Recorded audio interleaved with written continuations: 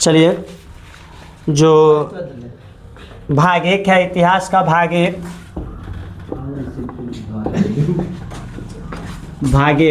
इंटे मनके तथा ऑस्ट्रिया, इस चैप्टर का नाम है इंटे मनके तथा ऑस्ट्रिया। इस चैप्टर में हम लोग पढ़ेंगे हड़प्पा सभ्यता। एक हड़प्पा नामक नगर है जो आज के डेट में पाकिस्तान में पड़ता है। इसी के विषय में हम लोग पढ़ेंगे हड़प्पा सभ्यता। ये हड़प्पा जगह था, वहाँ पे कौन कौन सी सेलखंडी नामक पत्थर पे चित्र बनाया गया, मोहर बनाया गया, उसी के बारे में हम लोग को पढ़ना है। देखो एनसीईआरटी बुक पर ध्यान दिए। हड़प्पाई मोहर संभवतः हड़प्पा सभ्यता अथवा सिंधु घाटी सभ्यता की सबसे विशिष्ट पुरावस्तु है। हड़प्पा सभ्यता जो है ना, इस सिंधु घाटी की सबसे विशिष्ट पुरावस्तु है। पुरावस्तु कहने का मतलब हुआ वैसा वस्तु जो पुराने खजानों से निकाला गया है। पुराना वस्तु के खजानों से निकाला गया है, उसे क्या कहेंगे? पुरावस्तु कहेंगे। वैसा वस्तु जो पुराने खदानों से निकाला गया वस्तु क्या कहलाता है? पुराने खदानों से निकाला गया वस्तु क्या कहलाता है? पुरावस्तु। पुराने खदानों से निकाला गया वस्तु क्या कहलाता है?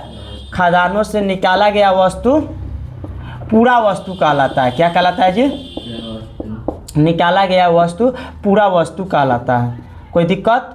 पुराने खदानों से निकाला गया पूरा वस्तु क्या पुराने खदानों से निकाला गया वस्तु पुरावस्तु कहलाता है। क्या कहलाता है? पुरावस्तु कहलाता है। देखिए, पुरावस्तु जो होता है पुराने में अंदर से, जमीन के अंदर से जो खदान से वस्तु निकाल लिया जाता है उसी को क्या कहते हैं? पुरावस्तु कहते हैं। सेलखंडी नामक पत्थर से बनाई गई इन मुहरों पर सामान्य रूप से जानवरों के चित्र तथा एक ऐसी लिपि के चिन्ह उत्कीर्णित है जिन्हें अभी तक पढ़ा नहीं जा सका है। एक सेलखंडी नामक पत्थर है जी, पुरावस्तु है। जो पुरावस्तु निकाला गया है, जो खदान से निकाला गया है, उसी में एक सेलखंडी नामक पत्थर है। कौन सी है जी? सेलखंडी नामक पत्थर है, जिस पर मुहर जो लगा है ना, उस मुहर को आज के डेट में उस मुहर माने पत्थर पर जो मुहर लगा है उस मुहर को आज के डेट में नहीं पढ़ा गया है। जो पुरावस्तु सेलखंडी नामक पत्थर मिला हुआ है उस पत्थर पर मोहर लगा है, लिपि लिखा गया है। लिखने की कला को लिपि कहते हैं। तो उस लिपि पर, उस पत्थर पे जो लिपि लिखा गया है, वो जो मोहर मारा गया है, उस मोहर को आज के डेट में नहीं पहचाना गया है। सेलखंडी नामक पत्थर पर कि तो जानवर का मोहर है, कि तो जानवर का चित्र है, या कोई भी चीज़ को लिखा गया है, उसी सेलखंडी नामक पत्थर के चित्र पर चित्र तो पहचान लिया गया है, लेकिन पत्थर के ऊपर जो लिखा गया है उसको नहीं पहचाना गया है। कोई दिक्कत? आ गया।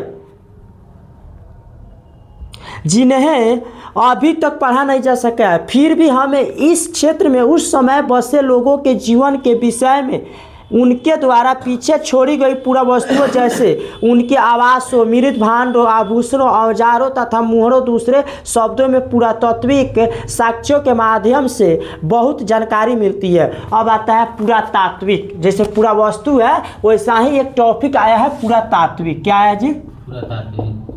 पुरातात्विक। तो पुरातात्विक कहने का मतलब हुआ वैसा वस्तु जिनके ऊपर माने किसानों के द्वारा, जिसे कोई औजार, वहाँ के हड़प्पा में जो लोग रहते थे उसके औजार हो गया या कोई सामान हो गया, उस सामान को खोज निकाला गया है, उसमें जो भी चीज़ लिखा गया है, तात्विक सामान मिला है, उसी को क्या कहेंगे? पुरातात्विक कहेंगे। क्या कहेंगे?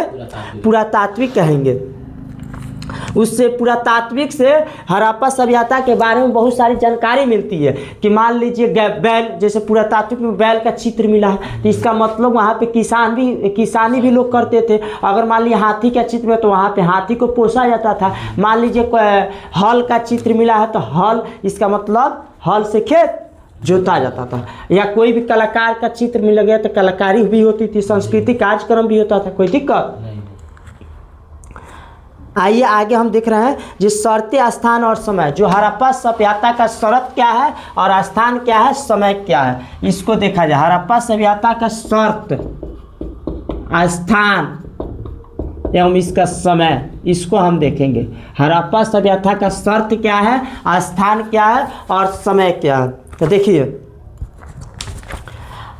हड़प्पा सभ्यता को सिंधु घाटी सभ्यता के नाम से जाना जाता है। जो हड़प्पा सभ्यता है इसका एक और नाम होता है सिंधु घाटी सभ्यता। क्या होता है जी? सिंधु घाटी सभ्यता। हड़प्पा सभ्यता का दूसरा नाम सिंधु घाटी सभ्यता है। हड़प्पा शब्द उस स्थान से लिया गया है जहां सभ्यता की पहचान की गई थी। हड़प्पा शब्द उस स्थान से लिया गया है जहां पर क्या हुआ है, सभ्यता की पहचान हुई है। जो भी वहाँ सभ्य वाले व्यक्ति रहते थे, सभ्यता वाले व्यक्ति रहते थे, उसकी पहचान की गई है। सभ्यता का कुल समय काल 6000 ईस्वी से लेकर 1300 ईस्वी पूर्व तक है। 6000 देखिए, मैंने 6000 ईस्वी से लेकर जो हड़प्पा सभ्यता का कार्यकाल जो था, हड़प्पा सभ्यता का शासन काल में 6000 से लेकर 1300 ईस्वी पूर्व तक था। 1300 ईस्वी पूर्व तक था, कोई दिक्कत? ईसा पूर्व तक था। 1300 ईसा में ईस्वी नहीं होगा, ईसा होगा जी। 1300 ईसा पूर्व तक था, कोई दिक्कत? हाँ भाई।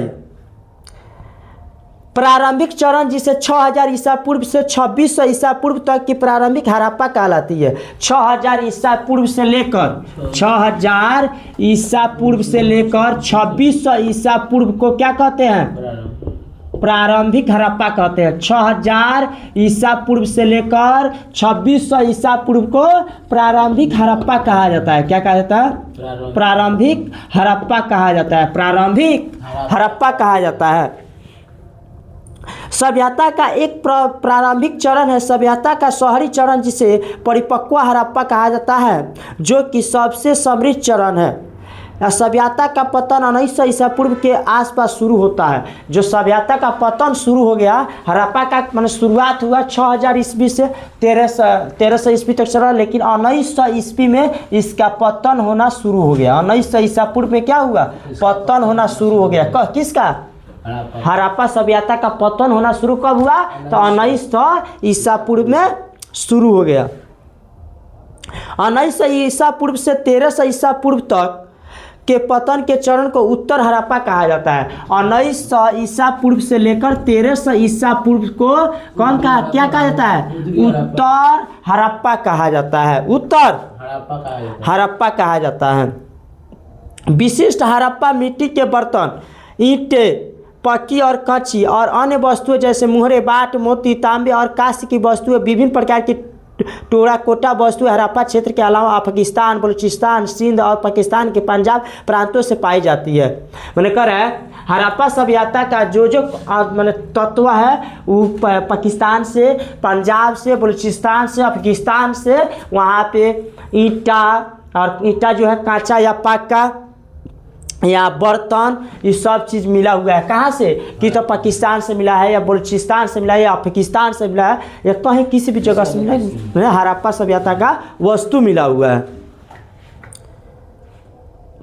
इसके अलावा जम्मू, पंजाब, हरियाणा, राजस्थान, उत्तर प्रदेश का पश्चिम भाग, गुजरात और महाराष्ट्र में साक्ष्य प्राप्त हुए हैं। हड़प्पा सभ्यता का और भी स्थान मैंने साक्ष्य जो मिला है, गुजरात में मिला है, पंजाब में मिला है, हरियाणा में मिला है, राजस्थान में मिला है, वो इसका और बहुत सारी साक्ष्य मिला हुआ है। किसका? हड़प्पा सभ्यता का साक्ष्य मिला हुआ है। इसका आरंभ देखेंगे, तब निर्वाह के तरीके देखेंगे। चलिए कल देखा जाएगा हड़प्पा सभ्यता का आरंभ कैसे हुआ था, इसको आरंभ कल देखा जाएगा। हम आरंभ देखेंगे। आज की क्लास में कोई दिक्कत? अब बताइए, अगर पूछा जाए, अगर कोई पूछे हड़प्पा सभ्यता का शासन कब शुरू हुआ था, तो 6000 ईस्वी से लेकर 1300 ईस्वी तक चला था। उसके बाद इसकी पतन शुरू हो गई 1900 ईस्वी से लेकर 1300 ईस्वी तक चली। हड़प्पा सभ्यता में क्या पूरा वस्तु किसे कहते थे? पुराने खदानों से निकाला गया वस्तु क्या कहलाता है? पूरा वस्तु कहलाता है। सेलखंडी में जो सेलखंडी नामक पत्थर है, उस पर जो मुहर मारा गया, उस मुहर को आज तक पढ़ा नहीं गया है। कोई दिक्कत? अगर कोई पूछ दे ऑब्जेक्टिव, विश्व की सबसे प्राचीन सभ्यता कौन सी है? विश्व की सबसे प्राचीन सभ्यता कौन सी है?